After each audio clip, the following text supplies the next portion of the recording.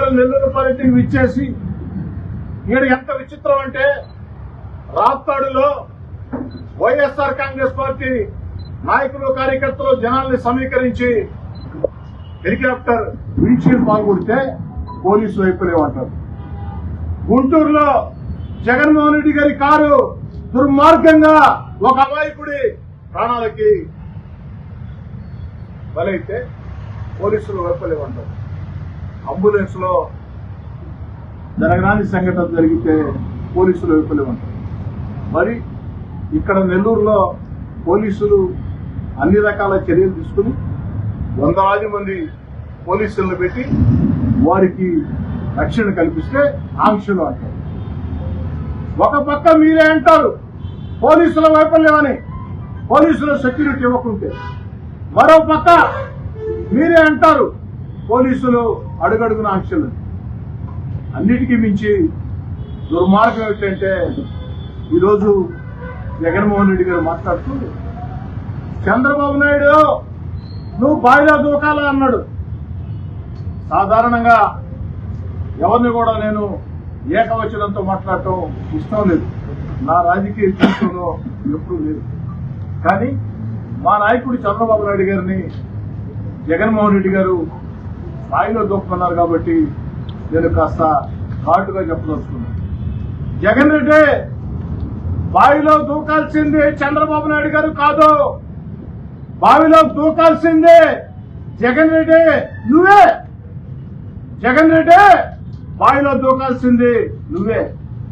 ఎందుకంటే రాష్ట్రాన్ని నీ హయాంలో దివాలా తీసిన, ప్రపంచ స్థాయిలో ఆంధ్రప్రదేశ్ ఒక భ్రష్టు పట్టించిన ఈరోజు చంద్రబాబు నాయుడు గారు ఆ వయసులో కూడా అహోరాత్రులు కష్టపడుతుంటే ఆత్మ పరిశీలన చేసుకుని ఆత్మ న్యూనతాభావంతో జగన్ రెడ్డి నువ్వు దూకాల బావిలో, జగన్ రెడ్డి నువ్వు దూకాల బావిలో మాట్లాడితే అడ్డంకులు అడ్డంకులు అడ్డంకులు అంటారు. ఇవి కాదయా అడ్డంకులు అంటే. గత వైఎస్ఆర్ కాంగ్రెస్ పార్టీ ప్రభుత్వంలో లోకేష్ గారు పాదయాత్ర చేస్తుంటే అడుగడుగున అడ్డం పడ్డారు, మైకులు లాగేసుకున్నారు, లోకేష్ గారి స్టేజీలు ధ్వంసం చేశారు. ఆఖరికి లోకేష్ గారు నడి రోడ్లో మైకులు లేకున్నా స్టూలు వేసుకుని ప్రజలను ఉద్దేశించి మాట్లాడుతుంటే ఆ రోజు అధికార మదంతో జగన్మోహన్ రెడ్డి గారు ఆ స్టూల్ కూడా లాగేశారు. అక్కడ తాగేవా?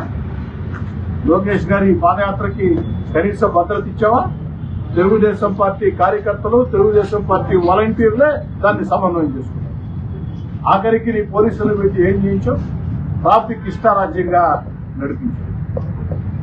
జగన్ రెడ్డి అంతేకాదు, ఆ రోజు లోకేష్ గారి వ్యక్తిగత సిబ్బంది మీద దుర్మార్గంగా హత్యాయత్నం కేసులు పెట్టి జైళ్లలో పెట్టి అనేక మంది ప్రజా పోరాటాల గీతుల్లోకి వస్తుంటే హౌస్ అరెస్ట్ చేశారు.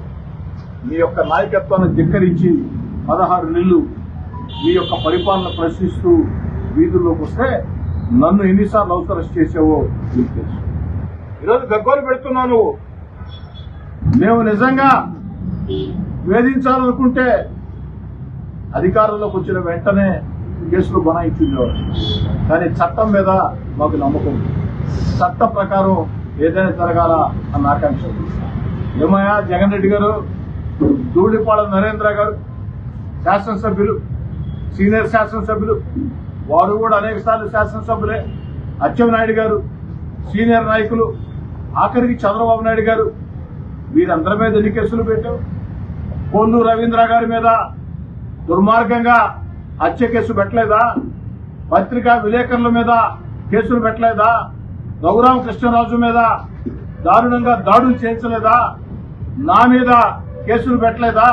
అయ్యా జగన్ రెడ్డి గారు, ఈరోజు కొత్తగా దొంగతనం చేసిన దొంగ దొంగ దొంగ దొంగ నడిచినట్టు ప్రజాస్వామ్యం ప్రజాస్వామ్యం ప్రజాస్వామ్యం ప్రజాస్వామ్యం ఏమైపోయిందో ఆనాడు ప్రజాస్వామ్య స్ఫూర్తి. కానీ మాకుంది ప్రజాస్వామ్య స్ఫూర్తి. మా నాయకుడు చంద్రబాబు నాయుడు గారికి ఉంది ప్రజాస్వామ్య స్ఫూర్తి. అందుకే ఏదైనా సరే చట్ట ప్రకారమే జరగాల అని కోరుకుంటాం. మేము తప్పులు చేసి మేము వైఎస్ఆర్ కాంగ్రెస్ పార్టీ కాబట్టి మా జోలికి ఎవరు రాకూడదు అనుకుంటే ఆ ఏవయా లిక్కర్ స్కామ్ లో కోట్ల రూపాయల డబ్బులు పట్టుబడితే దాని మీద ఈడీ సైతో రికార్డు కావాలని అడిగితే ఆ యొక్క ఈడీ కేసులు వస్తాయేమో సిబిఐ కేసులు వస్తాయేమో అన్న భయంతో మానసిక ఆందోళనతో జగన్ రెడ్డి గారు మీరు మాట్లాడిన ఉపన్యాసం తప్ప మరొకటి ప్రతిపక్షంగా మీ నోట్లో నుంచి కావాల్సిన మాట ఈరోజు మీరు చేసిన పని గవర్నమెంట్ హాస్పిటల్ గోడని ధ్వంసం చేశారు. ఒక హెడ్ కానిస్టేబుల్, ఒక సాధారణ కుటుంబీకుడైన ఒక హెడ్ కానిస్టేబుల్ చెయ్యి ఫ్రాక్చర్ అయ్యే విధంగా మీ వాళ్ళు దౌర్జన్యం చేశారు.